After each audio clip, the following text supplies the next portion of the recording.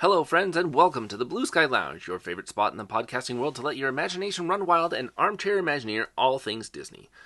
I'm your host, Tyler Ianco, and I'm here to take you on a journey where we dream, create, and explore the Disney magic that lives inside your hearts and minds. Now, whether you're a Disney aficionado, a passionate dreamer, or someone just looking to add a little touch of pixie dust to your day, this podcast is a portal to a world where creativity knows no bounds. Together, we'll reimagine, redesign, and dream up the Disney experiences of our wildest fantasies, from new resorts and park attractions down to even the tiniest little details that make the Disney experiences truly enchanting. Now, don't forget to subscribe to the Blue Sky Lounge on your favorite podcast platform and connect with us on social media or on our website, theblueskyloungepodcast.com, to share your armchair imagineering ideas. Who knows, your idea might even be featured on one of our next episodes. Speaking of episodes, this is episode 32, and our guest today is Alex Beavis. Now get ready to let your creativity soar as we invite you to put on your Mickey ears, sit back, and join us here in the Blue Sky Lounge. And as Walt once said, if your imagination is ready, here we go. All right, well, today we have Alex Beavis here with us. Alex, how are you doing today? Doing good. How about yourself? Very well, very well. Thank you very much for coming on. Well, thanks for Today we are here talking about the somewhat older announcements now of that everybody gave at D23 for the upcoming attractions and Disney Parks panel. So you actually, though you didn't have the actual luxury of being at the Honda Center for the Parks panel announcement, correct? No. We tried to get tickets, but unfortunately they went very, very quickly. Yeah.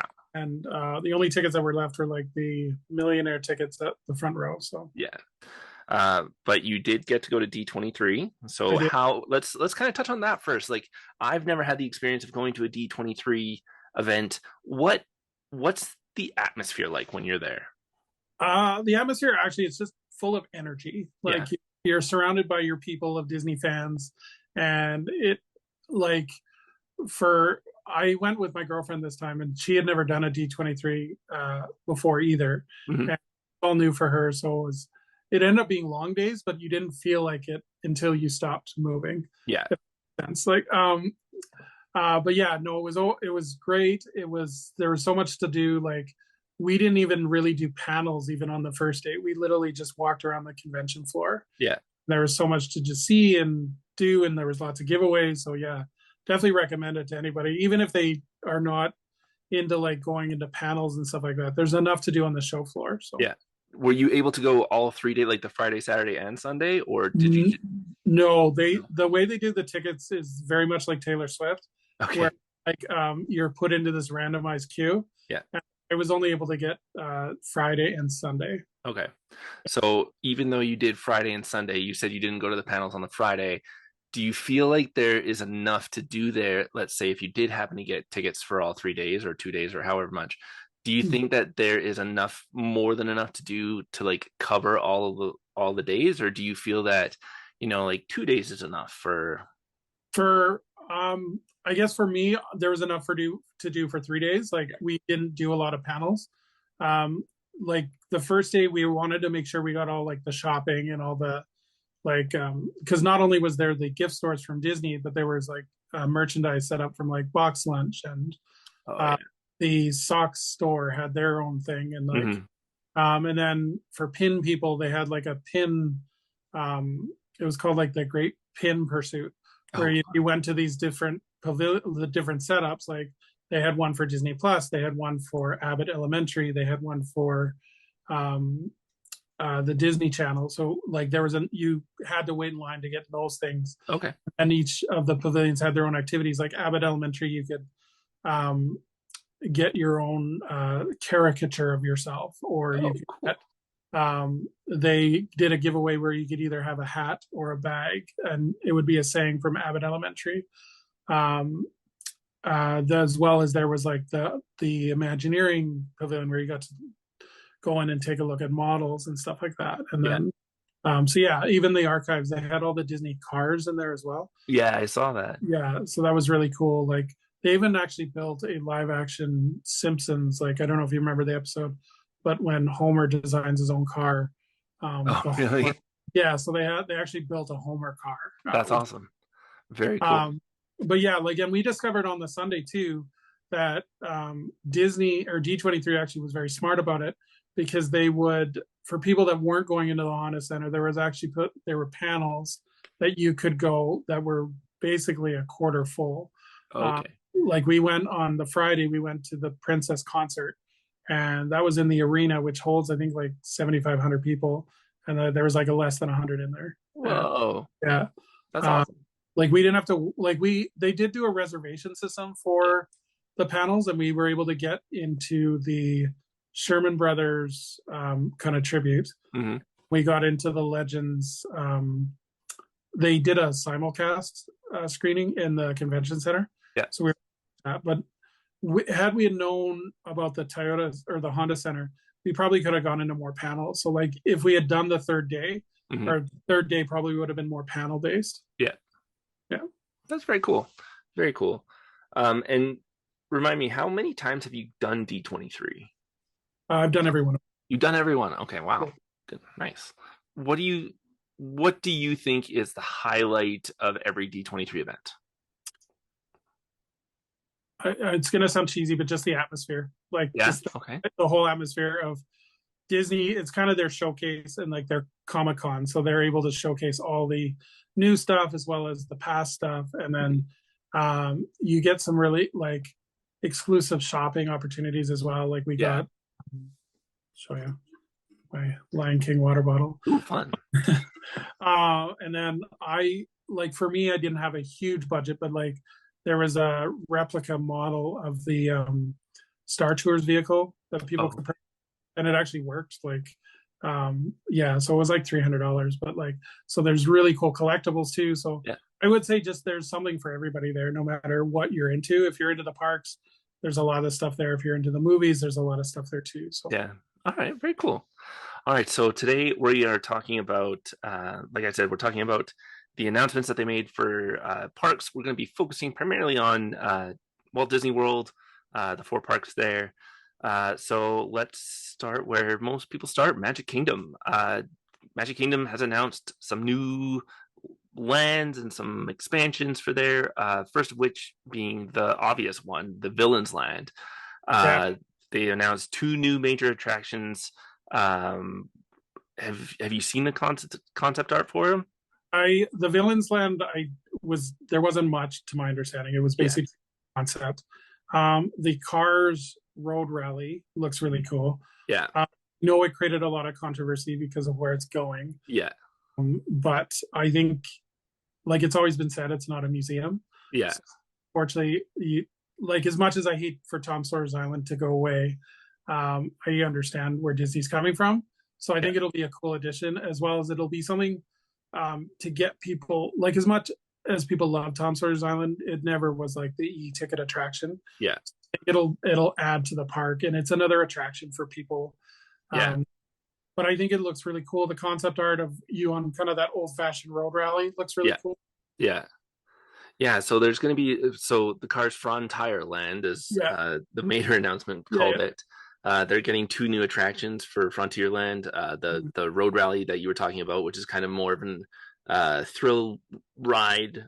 And then there's going to be the kind of more tame family attraction, which is still, to my understanding, going to be a similar type road rally, but more geared for everyone in the family. Which I think that is awesome that they're able to cater to both. Yeah.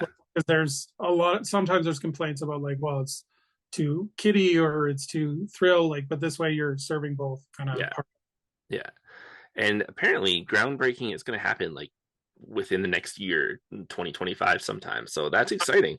I've heard listening to different podcasts about if you want to do Tom Sawyer Island, get there now. Like that's exactly what I was just going to say. So if you're going to Disney World in the next little bit, make sure you get over to Tom Sawyer Island and get that last visit in. So and they didn't announce anything, to my knowledge anyway, of like any new shopping or dining there. But for the love of God, please bring the Cozy Cone dining to Walt Disney World. You gotta think that's on the table, like that's right. Especially with the Frontier, like, and if you're gonna like have that people going to that area of the park, you need more than just Pecos Bills. Like you're gonna have Like yeah. You need Cozy Cone can be franchised, right? You can franchise totally. the Cozy Cone Motel. Absolutely. Yeah, it sadly doesn't I need to run just one. I if they're doing Cozy Cone, I would love if they did flows as well because I roll there for breakfast. Like that's always yeah. Can't go wrong with Flo's V8 for Yeah. sure.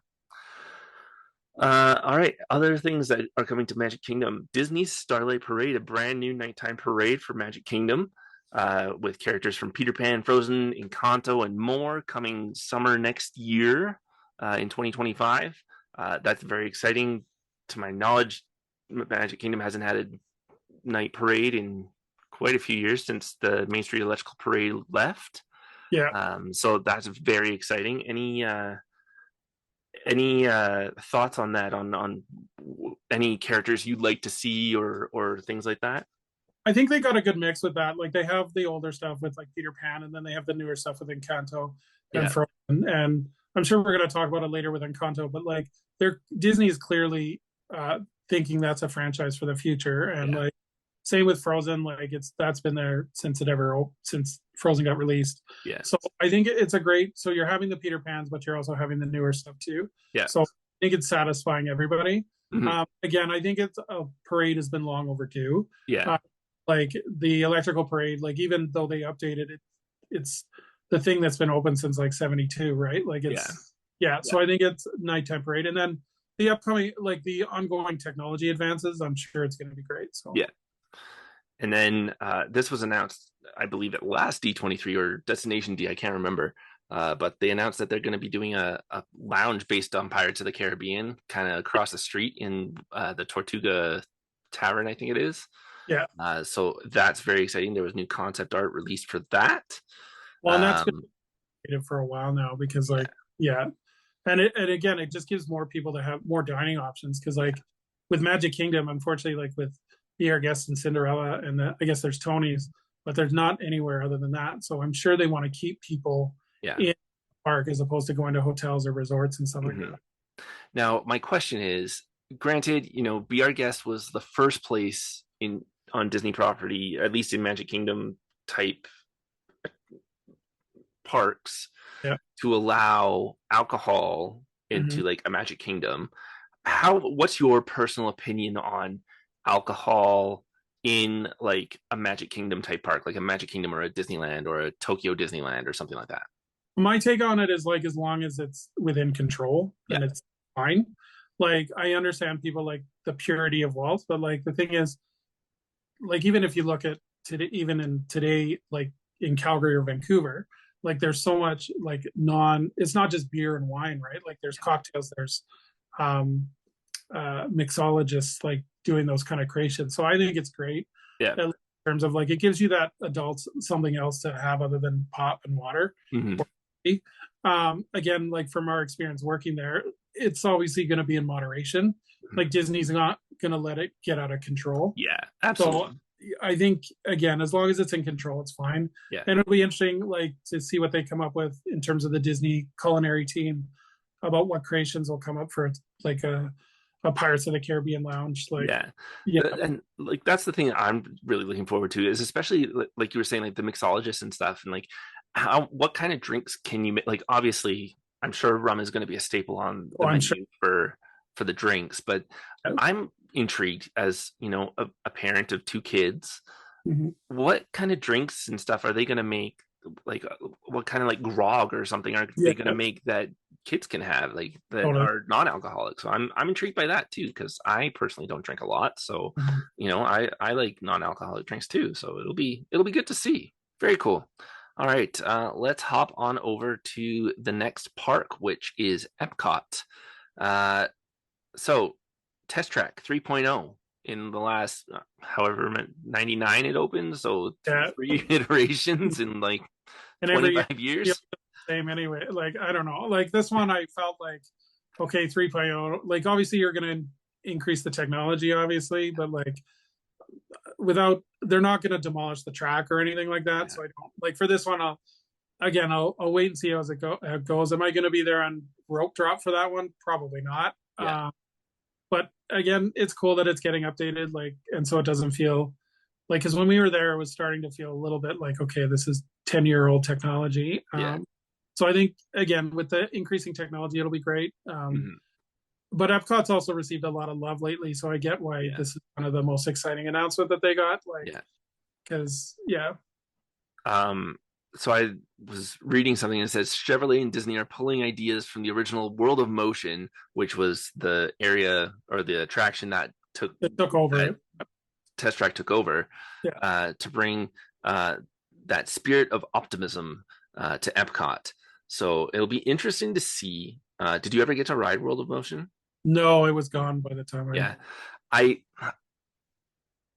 I don't think I did. I remember I got to go to Disney World in '99. Yeah, that was So my first year too, and I think it was gone by then. yeah, and Yeah. I remember want they I remember wanting to go on Test Track, and when we were going, it was supposed to have been open, Yeah. but they were having delays, and you could hear the cars going by on the outside. Oops. You could Yeah. hear cars going by on the outside, the kind of thing, Yeah. just as they're starting to slow down around the curve, Mm-hmm. to go back inside. So they were testing it, obviously, Mm-hmm. but nothing was open yet, unfortunately. Mm-hmm. So, and that was Test Track 1.0, and then we had Test Track Tron 2.0, Yeah. and now we're on 3.0. So, Well, it'll be interesting that they're allowing the creativity of the Imagineers to create some throwbacks to uh, the world of motion. So it'll be interesting to that. I don't think it's going to be the main focal point, obviously, but like yeah, it'll be interesting to see those kind of how they incorporate the two rides. yeah. And that's opening next year again, 2025. Lots of 2025s coming up. So they got those shovels in the ground. They're Well, all you in. know why that is, though, right? Like Yeah, certain theme park down the street. yeah, yeah. Yeah. So, and then the other thing that's coming up is another lounge, a Spaceship Earth themed lounge, coming into Epcot as well. So that'll be interesting as well. Um, I am excited for that one. Is that one to take the pressure off of space? I think my I would say yes, it's there to take a little bit off of Space 220. Yeah. Um, I'm yeah, Yeah. in layman's terms, yeah. Yeah. I'm just excited for it that it'll be an area where people can go and have kind of like a little rest stop, Mm-hmm. traveling from like um World of Nature to like World Discovery, or Totally. like east to west side kind of thing. Like it's Yeah. a little respite area kind of thing. Well, Um, or dining option or lounge option. yeah, like Because like you yeah, have like Creations Cafe and stuff yeah, yeah. a little bit closer to like Test Track, but you have nothing kind of west of there No. going for food or dining or anything like Yeah. that. So it'll be a good little kind of rest area for that, Totally. and have a nice theme for that. Spaceship Earth is always so cool. Yeah. Yeah. That was one thing that I was surprised about, was there everybody has been saying ever since they've done this Epcot retheming, Spaceship Earth's going to get a retheming. Spaceship Earth's going to get a retheming. They're going to redo it. They're going to put new narration in. Nothing happened. And same thing with this one. Everybody's like, "Oh yeah, they'll they'll announce the Spaceship Earth retheming for this one." Nothing happened. But They I just like announced the lounge. maybe other than maybe a narrator change, does it really need any retheming? Like, because it's the Right? icon. That's true. Judy, not to say that Judy Dench doesn't do a bad job. She does a great Yeah. job. Jeremy Irons did a great job. Walter Cronkite did a great job. But it does need a little bit of love, but Yeah. it's still really good. Um, all right, moving next to Disney's Hollywood Studios. I figure we keep going in Yeah. opening Yeah. park order. Yeah. Um, let's talk about the monster in the room, the new Monsters Inc. land that's coming. Who saw that coming? Well, the roller coaster's been rumored for That's years. true. That has been rumored for years. Yeah, they've been rumoring that one to go kind of beside Toy Story Mania for Yeah. decades, it seems like. Um, but With yeah. this, yeah, I think again, it's the Pixarization of Hollywood studio. Like it's Mhm. almost you can split the park in two. Mhm. It's Pixar and then it's Lucasfilm pretty Right. pretty much like right down the middle. Yeah. Um, this one I have like I think the land will be really cool, and I think the roller coaster will be really cool. I am sad about where the rumor is that it's going. So that's the thing. Yeah, I've heard rumors it's going where Muppets is. I've heard rumors it's going in Animation Courtyard. Hard to say. If I've you, heard Muppets, but like, yeah, yeah, if you look, so here's my thing. yeah, I will put up both concept arts right now, yeah. and if you look at both concept arts, one definitely leans more towards the Muppets. One can be seen more as an animation courtyard type area where the Monsters Inc. building would be where Launch Bay is. And Mm-hmm. if it does take over Muppets, it's going to be a sad time. There's going to be very, very, very many Disney and Muppet fans who are going to be very upset. I think it's the death knell in the coffin of the Muppets, unfortunately for Yeah. Disney. Yeah. Um, Although I was listening to a podcast and they suggest, I don't know if Disney would ever do this, but Disney suggested that you could put the Muppet Vision film on Disney Plus, and with the exception of the 3D aspect of it, yeah. you're pretty much getting the whole experience. Yeah. Like, yeah, That's smart. The other thing that, because I was listening to another podcast as well, yeah, uh, if they did take the Muppets out, take the Muppets, and like maybe 5 or 8 years ago, they used to have the Muppets in Liberty Square in Magic Kingdom, I saw that. Yeah, the show, and you know, bring them back there and have them do like patriotic things, or bring them into the Hall of Presidents, and which I also heard is it's not long for this world. yeah, um, but it would be interesting for sure. Oh, Uh, totally. so, I'm mixed minds. Well, I think the Monsters Inc. in terms of Disney as a theme park would benefit the park because you need mhm, more attractions yeah, in Hollywood studios. But yeah, I am a Muppet fan, so it would be very sad to see them go. But I also understand from a if you sat a 12-year-old kid down and asked them who's their favorite between Sully and Kermit, I think Sully would win 9 times out of 10. yeah, yeah, And I think, unfortunately, with Muppet Vision, um, the film is the only thing in that area of the park. Like there is Mama Melrose, and don't get me wrong, and there is Pizza Rizzo, but yeah. I've never eaten a pizza Rizzo, but I've heard it's not the greatest. Oh Uh, man, I have stories for you after this. um, and Mama Melrose, you could easily just retheme that Oh to yeah, Harryhausen's. yeah, So that's where but I also understand in terms of the animation courtyard, I understand where because that's pretty much Pixar anyways, yeah, because it's right next to Pixar Land or Toy Story Land. It's right yeah, next to all that area of the park. I could see where that would go there yeah, too. I think Disney's also keeping their options open because, well, it is a they want to please their fans as much as possible.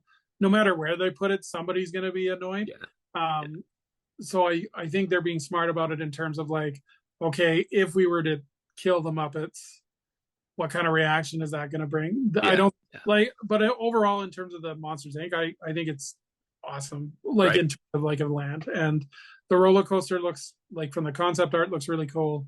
Yeah. And yeah, I think it's a positive. All right. So, Monsters Inc. Land takes place after the events of the Monsters Inc. movie. Mm-hmm. Humans get to wander around Monstropolis, and it has finally come, obviously, as we said. There's the Monsters Inc. door coaster, which is going to be the first suspended coaster done by Disney.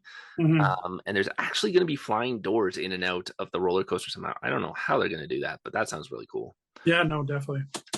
Does anyone else want an MU alumni store? I want an MU Oh, alumni store there. the amount of merchandise they sell with like, Right? yeah, like you see those postings all the time of people like graduating from Monsters University. Yeah, Right. so let's might as well drive the money truck to the bank on that one. I want a sweater vest from Roar Omega Roar. Cool. um, and then we talked about it earlier. Harryhausen's the sushi place Yeah. where Mike takes Celia. Mm-hmm. If they could put a sushi place in Hollywood Studios, oh man, Totally. It'd be totally good.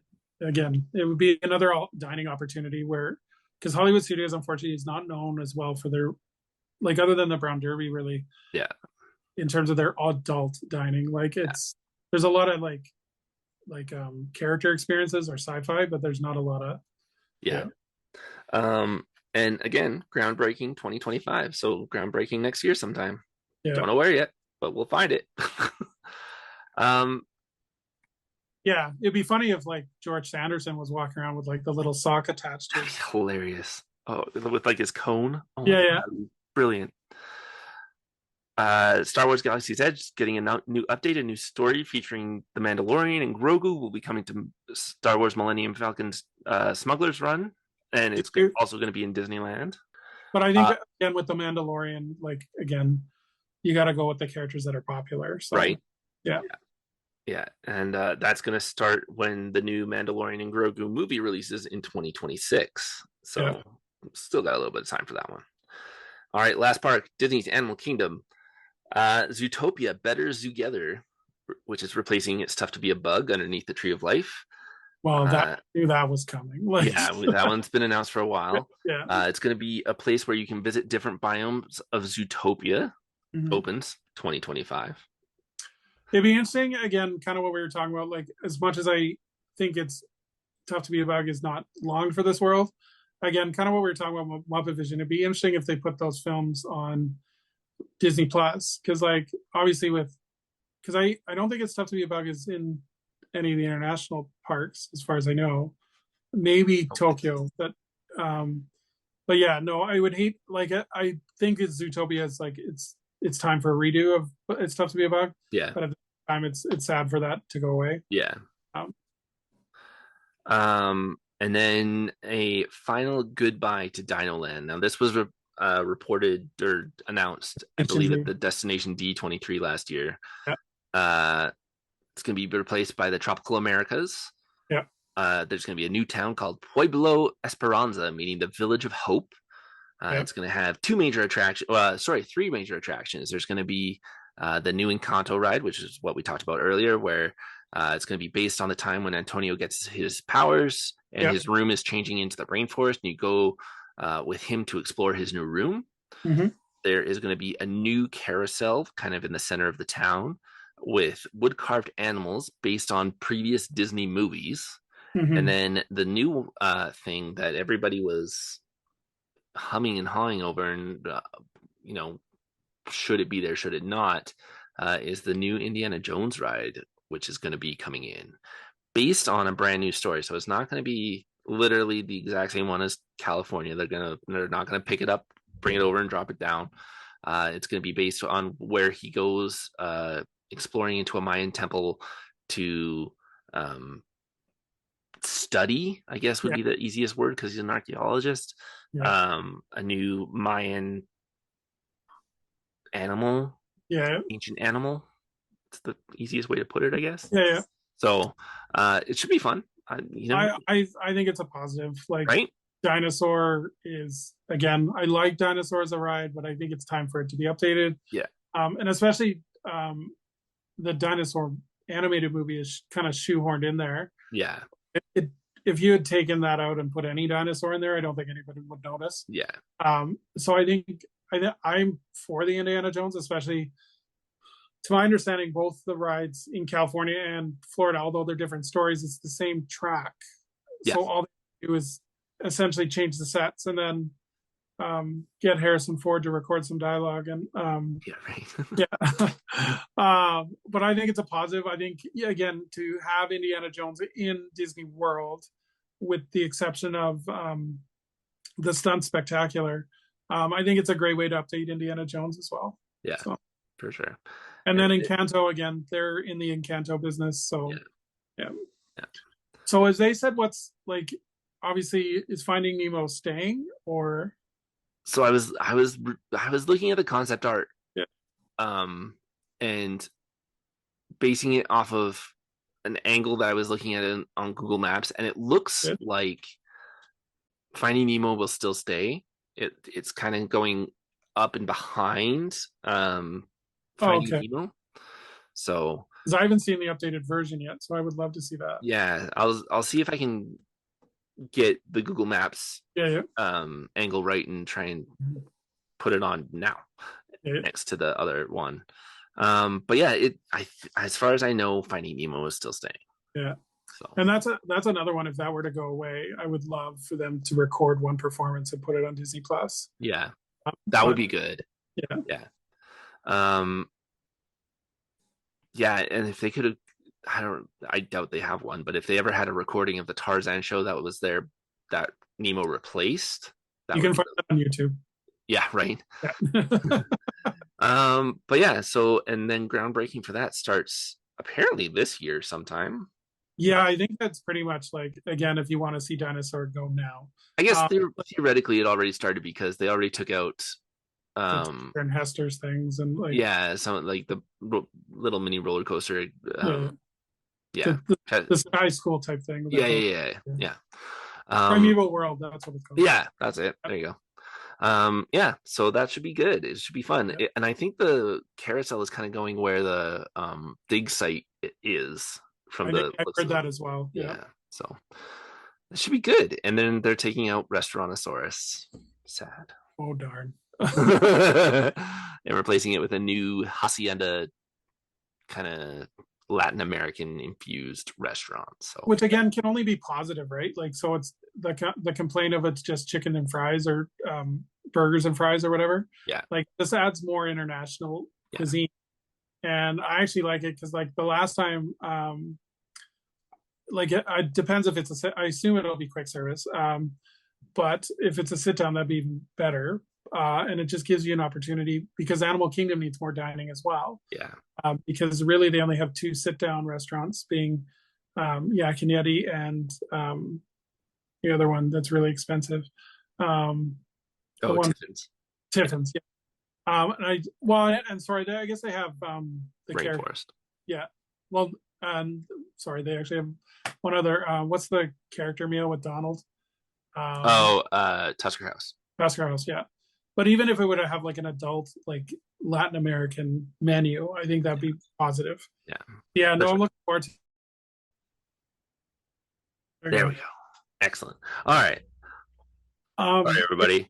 We had a technical difficulty where my Zoom quit. So, uh, the last thing I was going to say is I just think it's an exciting time for if you're a theme park person, because like you have that theme park down the street, and I think competition is just causing Disney to kind of up their game a little bit. yeah, So I'm excited to see, and like I haven't been there obviously in a couple of years, so um, even with Tiana's the Tiana ride, I think again I've heard nothing but great things, and yeah, like so I'm really excited what D23 offered, yeah. as well as I also take it with a grain of salt because as we all know, just because something gets announced at D23 doesn't mean it'll be um, uh, the ground until the shovels hit the dirt. Right, Yeah, right.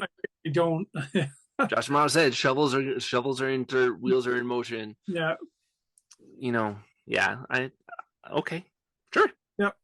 Hmm. But yeah, it's exciting. I was kind of the only thing I was shocked that they didn't announce, and maybe they're still trying to figure it out, is what they're going to do with the Galactic Star Cruiser. Yeah, Yeah, and so that was one thing that I was surprised about is there was no mention that I recall of any hotels or any accommodations or anything like that. And that really surprised me, I especially think with all of these additions with parks and stuff and how much they're going to add. You're going I to think need places to put people. I think the goal though is to counteract what's going to happen with Epic Universe. Um, I think that's the number one priority right now. Yeah. Because like don't get me wrong, Epic Universe has announced some really cool things as well. Mm-hmm.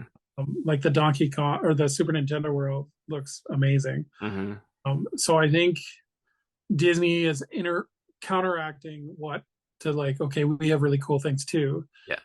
The other thing too is that by the time some of these get going, we could potentially have a Disney CEO change. Good. Because Bob Iger is, to my understanding, his contract got extended to 2027.